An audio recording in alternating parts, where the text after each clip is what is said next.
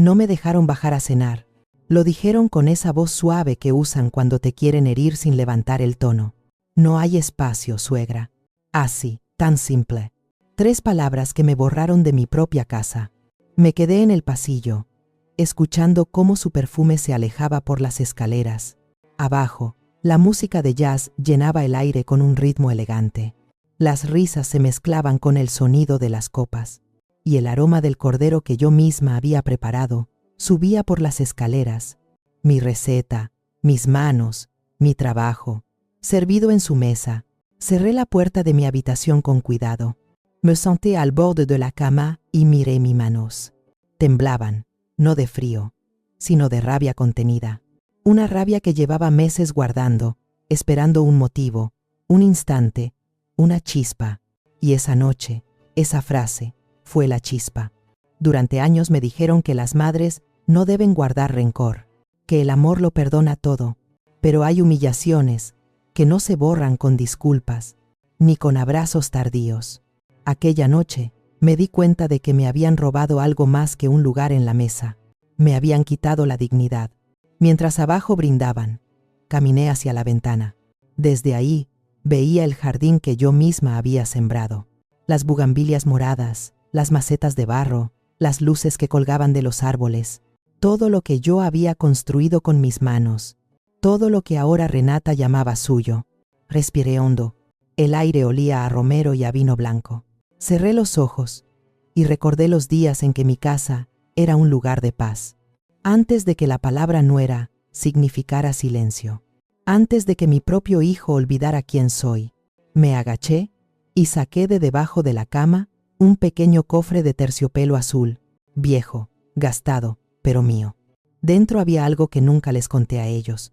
Ni a Damián, mi hijo, ni a Renata, la mujer que me sonreía como si cada sonrisa fuera un cuchillo. Pasé los dedos sobre la tapa. Sentí su textura suave, como si guardara no solo un papel, sino mi última esperanza. A veces el poder no está en gritar, sino en saber esperar. Y yo llevaba 3 años esperando el momento justo. No siempre fui esta mujer silenciosa.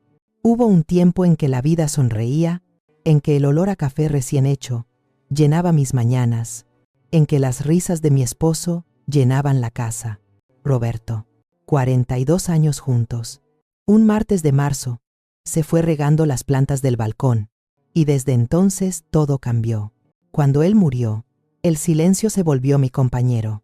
Cocinaba para 2 por costumbre, dejaba su taza sobre la mesa sin darme cuenta, le hablaba a su fotografía antes de dormir.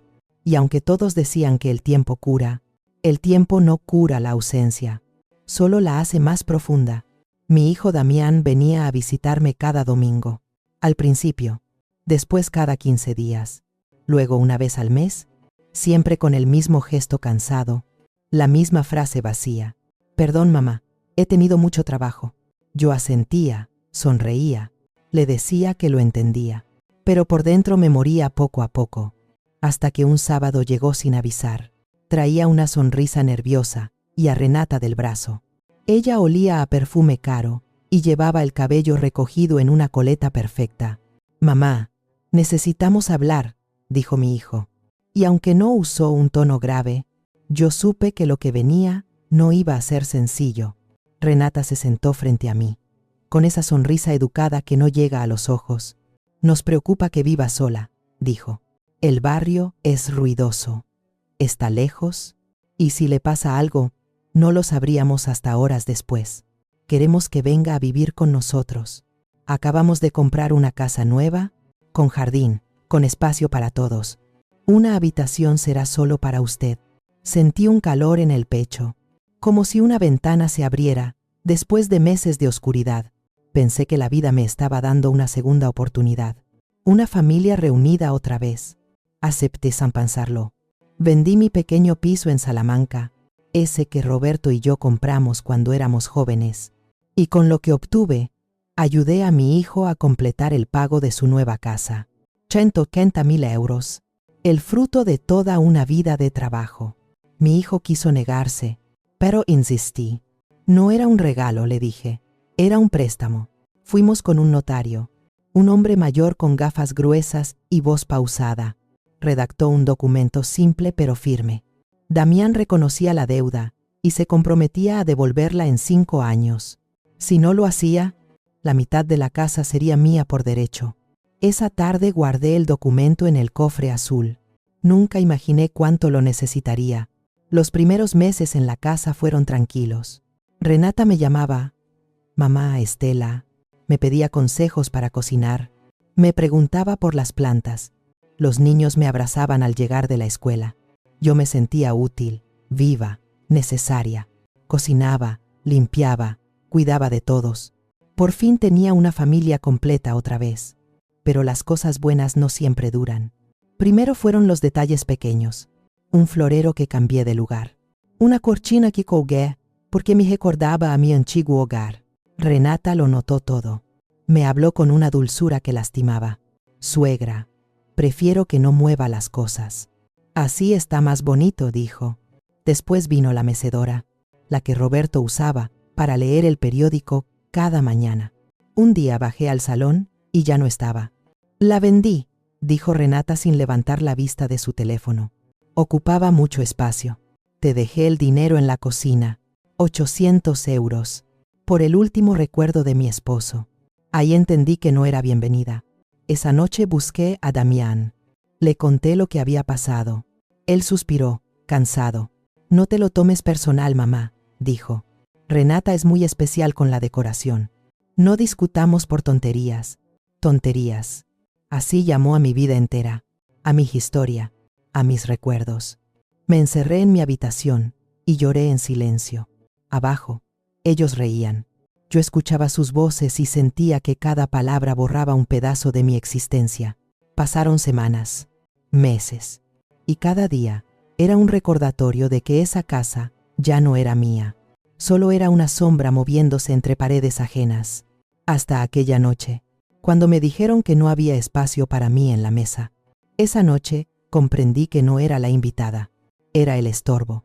Pero lo que ellos no sabían era que aún tenía una carta guardada, un papel que podía cambiarlo todo, el mismo que dormía dentro de mi cofre azul.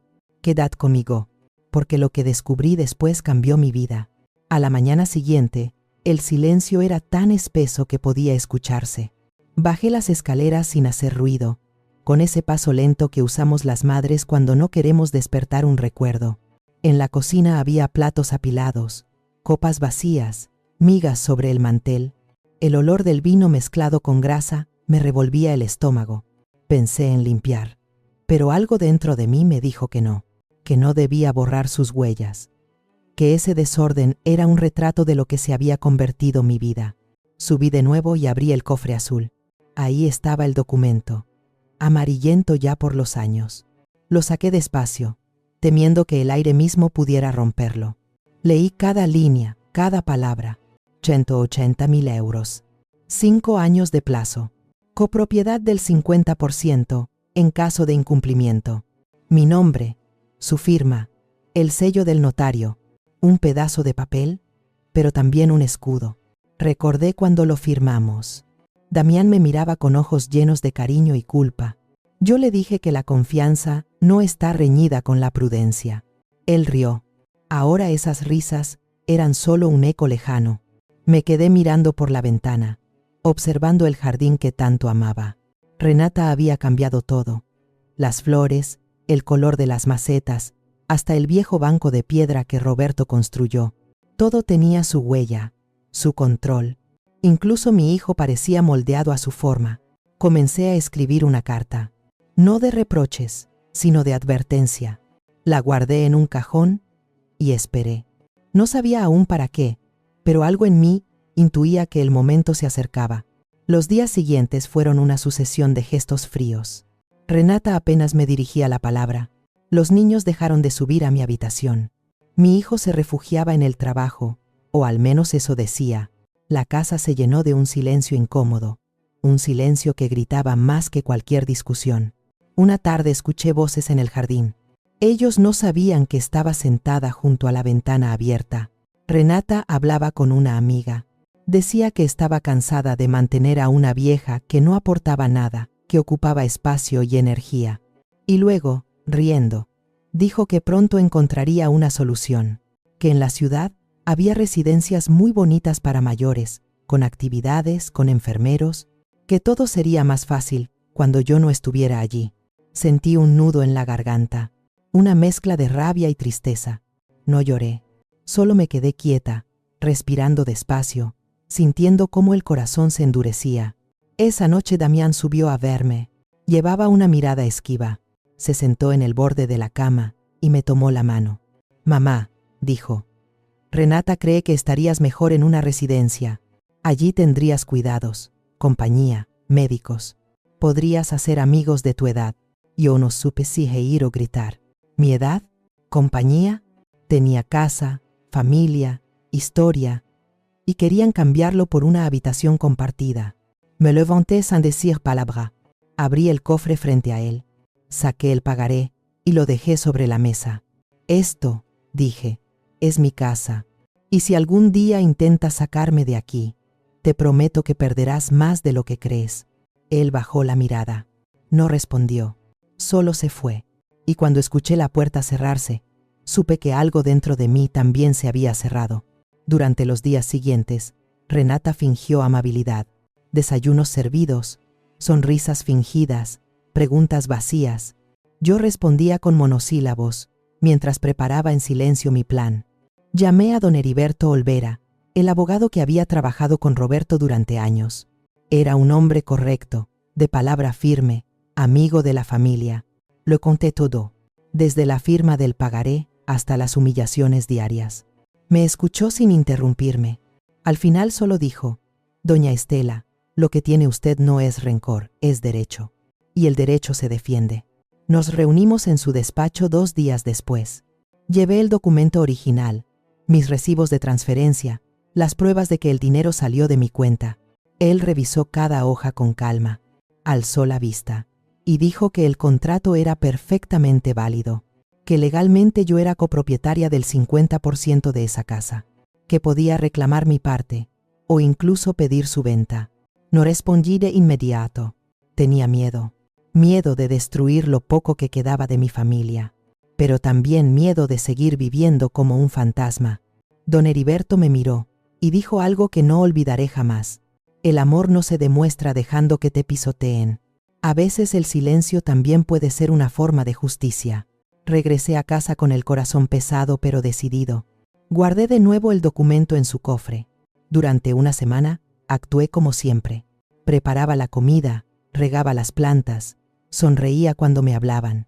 Ellos pensaron que todo había vuelto a la normalidad, y eso era exactamente lo que yo quería. Una tarde, escuché por casualidad otra conversación. Renata estaba al teléfono con su madre. Decía que había encontrado una residencia en Toledo, con habitaciones luminosas y personal amable, que me llevarían allí después del verano, que Damián estaba de acuerdo. Me senté en silencio, sintiendo cómo el calor subía por mis mejillas. El corazón me latía con fuerza, pero esta vez no era miedo, era determinación. Esa noche, llamé a don Heriberto. «Proceda», le dije. «No quiero más advertencias. Hágalo todo por la vía legal. No voy a dejar que me encierren en ningún lugar». Colgué el teléfono y, por primera vez en años, dormí tranquila. A la mañana siguiente el sol entraba por la ventana con una luz distinta. Era como si el universo me devolviera el aire que me habían quitado. Sabía que el proceso sería largo, duro, quizá doloroso, pero también sabía que no había vuelta atrás. Durante los días siguientes me mantuve serena. Miraba a Renata sin rencor, pero con una paz extraña. Ella no entendía ese silencio. Pensaba que había aceptado su decisión. Y mientras tanto, los papeles se movían. Las notificaciones estaban en camino. El lunes siguiente a las 9 de la mañana sonó el timbre. Y con ese sonido empezó su ruina. El timbre sonó con insistencia, agudo, cortando el silencio de la casa como una hoja afilada. Renata bajó las escaleras apresurada, todavía en bata, con el cabello revuelto. Yo estaba en la cocina preparando café. La vi abrir la puerta y recibir un sobre sellado. El hombre del correo pronunció su nombre, pidió su firma y se marchó sin mirar atrás. Renata giró el sobre entre sus manos. Lo abrió. Leyó. Su rostro se transformó poco a poco. Primero sorpresa, luego desconcierto y finalmente miedo. Damián bajó al escuchar su voz alterada. Le extendió el papel. Él lo leyó en silencio. Sus hombros se tensaron, y cuando levantó la vista, ya no era mi hijo el que estaba allí, sino un hombre derrotado. Me acerqué despacio. No di nada, solo lo miré. La notificación era clara. El incumplimiento del pagaré hacía efectiva la copropiedad del 50% de la vivienda a mi favor. La casa ya no era solo suya, era también mía. Renata trató de mantener la compostura.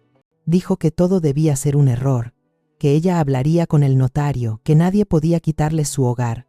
Yo la escuché con calma. Cuando terminó, respondí con voz baja pero firme: no es un error, es justicia. Se hizo un silencio pesado. Damián no me miraba. Renata rompió a llorar. Un llanto seco, furioso. Me llamó ingrata, manipuladora, vieja resentida. Yo no contesté, porque las palabras, cuando no se merecen, no valen nada. Don Heriberto llegó poco después. Vestía su traje oscuro, llevaba una carpeta bajo el brazo. Saludó con cortesía y explicó la situación con un tono neutro, casi didáctico. Les mostró los documentos, los sellos, las fechas. Cada palabra era un golpe más de realidad. Renata temblaba. Damián permanecía inmóvil. El abogado propuso 3 opciones: pagar la deuda y restablecer la propiedad completa, vender la casa y dividir el dinero, o acordar un nuevo contrato de convivencia en el que mi parte quedara registrada. Renata gritó que jamás vendería. Damián no respondió. Solo me miró con los ojos llenos de un cansancio antiguo. Yo dije que no quería destruir a nadie. Solo quería recuperar lo que era mío. Y que si para eso debía vender, lo haría. No busco venganza, busco libertad. Don Heriberto asintió en silencio. Dijo que prepararía los trámites para la venta si no había acuerdo en 10 días. Luego se despidió con respeto y se marchó. Durante horas nadie habló. Renata se encerró en la habitación. Damián se sentó en el jardín, mirando al vacío. Yo serví café y me quedé junto a la ventana. No había alegría en mí, tampoco tristeza, solo una calma fría. Una sensación de haber cruzado un punto sin retorno. Esa noche, escuché los sollozos de Renata. No me conmovieron. Pensé en todas las noches que yo lloré sin que a nadie le importara. Y entendí que la justicia no siempre trae felicidad. A veces solo trae silencio. Pasaron los días. El ambiente era insoportable. Renata no me dirigía la palabra. Damián salía temprano y regresaba tarde.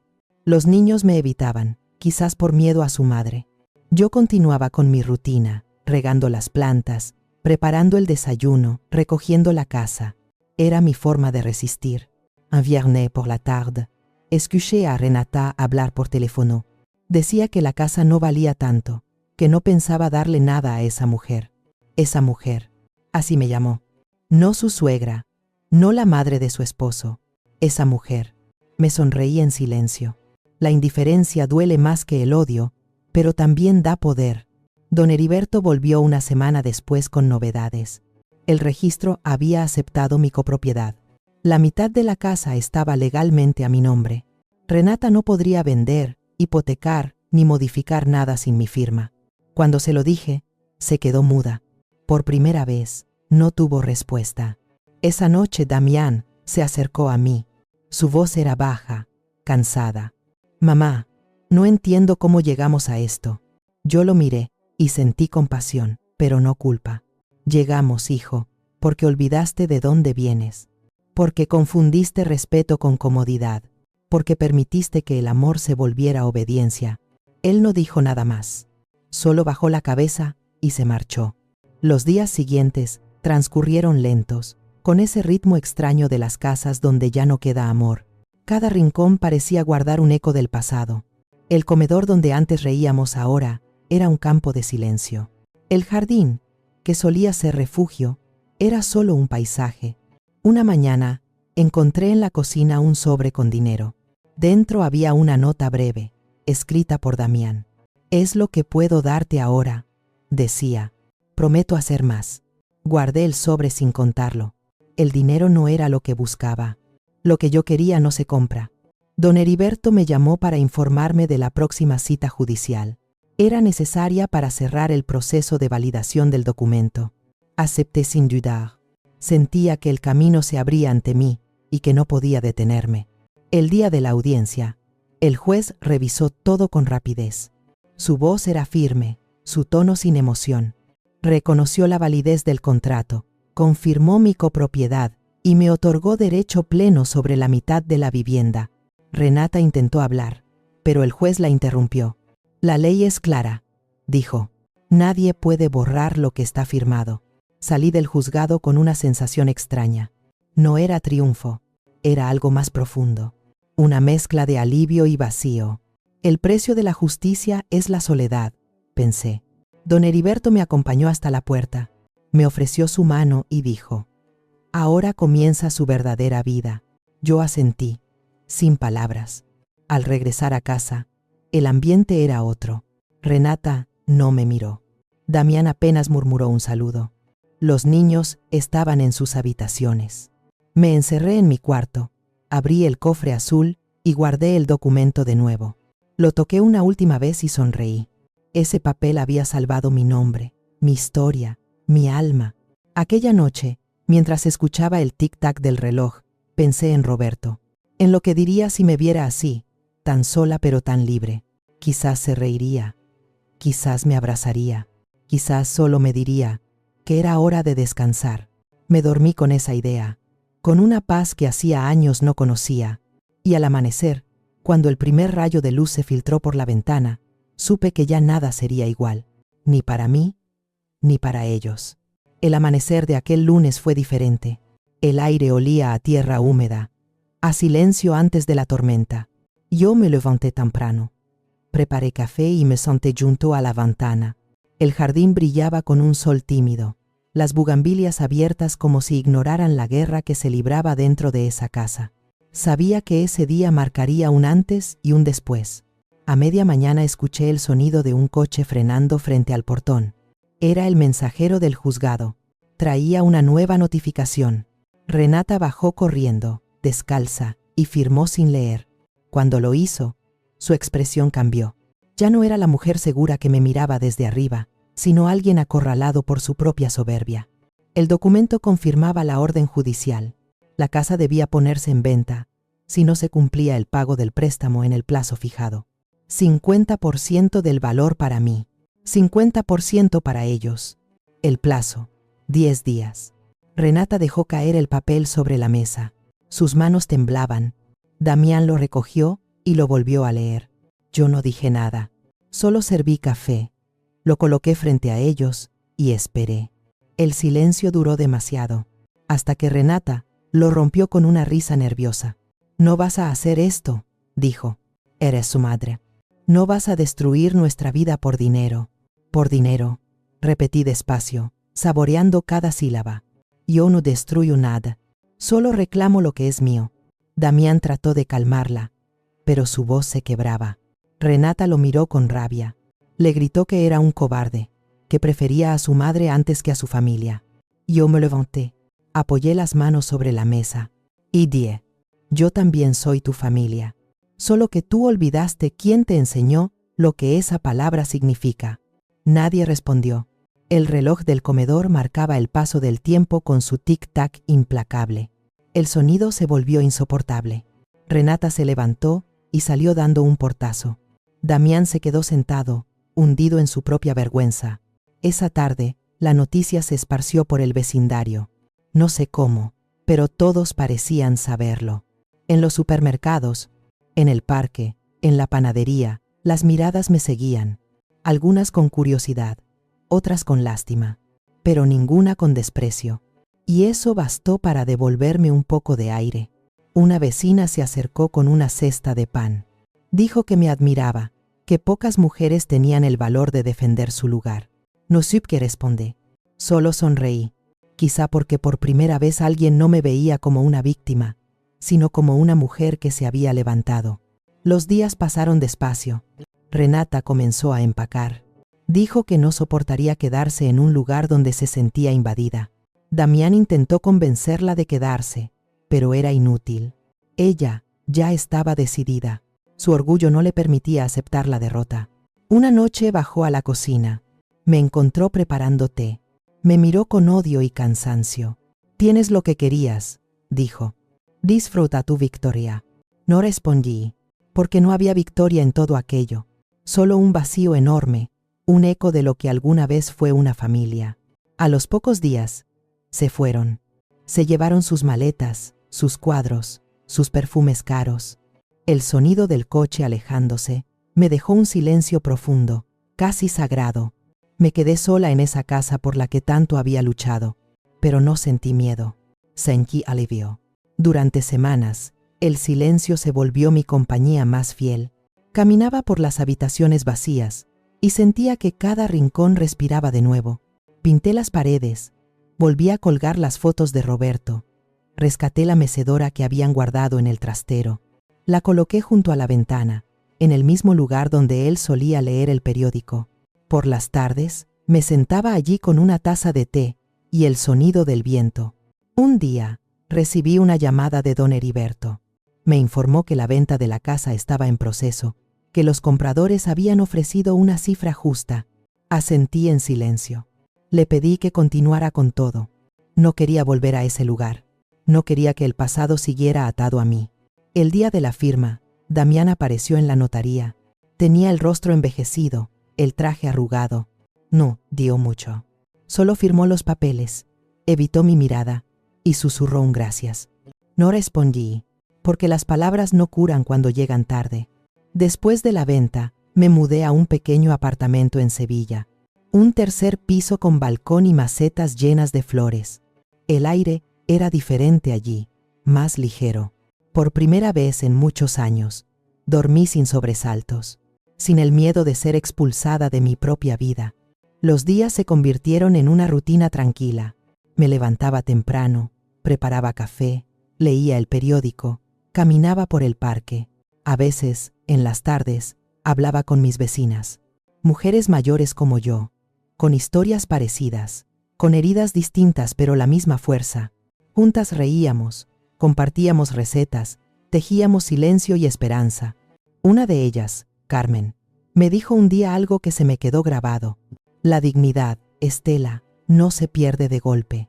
Se pierde de a poquito, cada vez que callas lo que te duele, cada vez que dices que todo está bien, cuando no lo está. Tenía razón.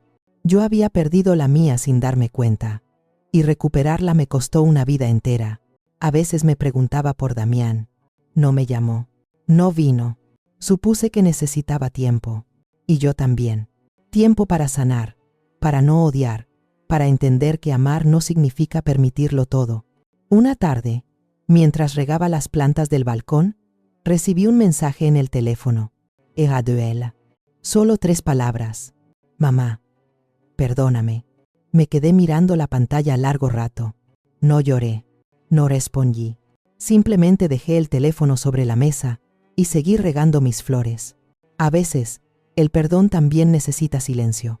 Esa noche, antes de dormir, miré el cielo desde la ventana. Las luces de la ciudad se mezclaban con las estrellas. Pensé en Roberto, en Damián, en todo lo vivido. Y entendí que el dolor, cuando se mira de frente, deja de ser un enemigo. Se convierte en un maestro. No gané una guerra. Solo recuperé mi nombre. Y eso valía más que cualquier casa. Han pasado 6 meses desde aquel día en que cerré la puerta de la vieja casa. A veces todavía escucho en sueños el eco de mis pasos sobre esas escaleras de madera, el sonido de los platos, las voces de los niños, pero ya no me duelen. El tiempo tiene una forma extraña de curar. No borra, pero suaviza los bordes del recuerdo. Ahora vivo en un pequeño apartamento en la ciudad de Salamanca. 2 habitaciones, paredes color crema, un balcón que da a una calle tranquila. Lo compré con el dinero que me correspondió por la venta.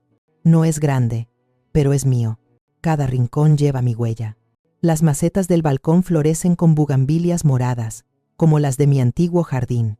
A veces las miro y pienso que sobrevivieron igual que yo, trasplantadas, pero vivas.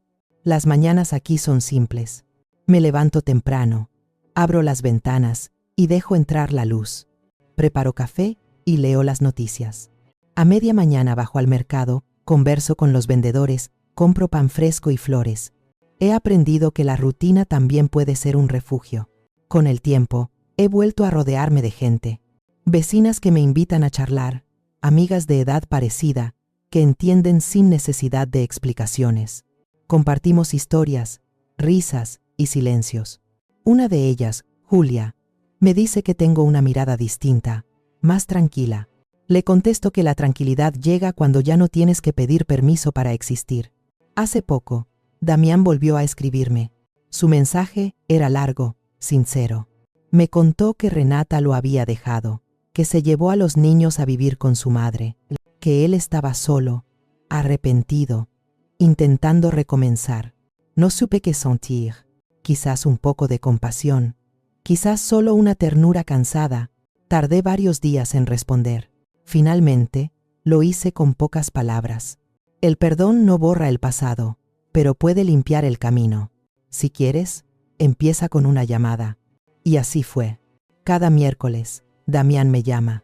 A veces me habla de su trabajo, otras de sus hijos, otras simplemente guarda silencio. Yo lo escucho, no como madre que reprende, sino como mujer que entiende. Sé que ambos estamos aprendiendo a reconstruir sin rencor. Hace 2 semanas vino a visitarme. Trajo flores, gardenias blancas. Las colocó sobre la mesa y me dijo que eran las favoritas de papá. Asentí. Nos sentamos a tomar café en el balcón. El viento movía las cortinas y el sol caía suave sobre las macetas. Mamá, me dijo, no sé cómo agradecerte por no cerrarme la puerta. Yo respondí sin mirarlo. No te la abrí por compasión, hijo. Te la abrí porque todavía creo que el amor, cuando se limpia del orgullo, puede volver a florecer. Nos quedamos callados largo rato. Él lloró. Y yo, por primera vez en mucho tiempo, sentí que mis lágrimas no pesaban. Desde entonces, todo ha sido más liviano. No perfecto, pero humano. He comprendido que la justicia no siempre destruye. A veces es la única forma de sanar. Renata desapareció de nuestras vidas. No guardo odio, solo la certeza de que cada persona recibe lo que entrega. Ahora, cuando cae la tarde y el sol pinta de naranja los tejados, me siento a escribir, no para recordar lo que sufrí, sino para dejar constancia de que sobreviví. Cada palabra que dejo en estas páginas es una semilla de dignidad, y cada historia que cuento, un recordatorio para otras mujeres como yo. A todas ellas les diría esto: tu valor no depende de cuánto soportes. No eres más noble por callar, ni más buena por aceptar lo inaceptable. La verdadera fortaleza está en decir basta, en defender lo que es tuyo sin gritar, sin humillar, con la cabeza en alto, porque la dignidad no se mendiga, sellarse. A veces, la vida te arrincona para que recuerdes de qué estás hecha. Yo tuve que perderlo todo para volver a encontrarme, pero ahora sé que nada ni nadie podrá arrebatarme otra vez el espacio que me pertenece. Y si alguna mujer escucha mi historia, si siente que en su casa o en su alma la están empujando hacia la invisibilidad, que sepa esto: no está sola. Siempre hay un camino de regreso hacia una misma. Yo lo recorrí, con lágrimas, con miedo, con rabia, pero lo recorrí. Y al final del camino, encontré algo más valioso que la justicia o la venganza. Encontré paz. Gracias por acompañarme hasta aquí. Cuéntame desde qué ciudad me escuchas y si alguna vez tuviste que defender tu propio espacio. Porque en Historia Diaria, relatos de la vida, cada voz importa, cada historia enseña y ninguna mujer vuelve a estar sola.